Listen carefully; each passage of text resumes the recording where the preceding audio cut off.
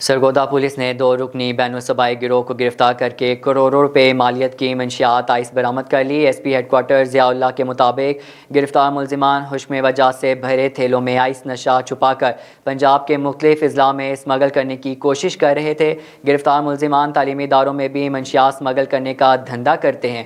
S P headquarter Zia Ullah نے district police officer کے office میں پریس کانفرنس کرتے ہوئے بتایا کہ تھانہ سیٹلر ٹاؤن پولیس نے چک 91 جنوبی بائی پاس کے قریب سے 2 منشیات فروشوں حکمت اللہ اور کیسر محمود کو گرفتار کیا۔ گرفتار ملزمان خشک میوہ جات سے بھرے 9 تھیلوں میں 39 کلو سے زائد آئس چھپا کر اسمگل کرنے کی کوشش کر رہے تھے۔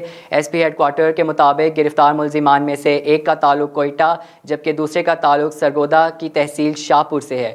گرفتار ملزمان پنجاب سمیت ملک بھر کے بیشتر علاقوں میں موجود بڑے تعلیمی اداروں میں منشیات اسمگل کرنے کا دھندا کرتے ہیں۔ انہوں نے کہا کہ گرفتار ملزمان کا تعلق بین الصوبائی گروہ سے ہے اور یہ کوئٹہ کے ایک بڑے منشیات فروش نور اللہ کے لیے کام کرتے ہیں۔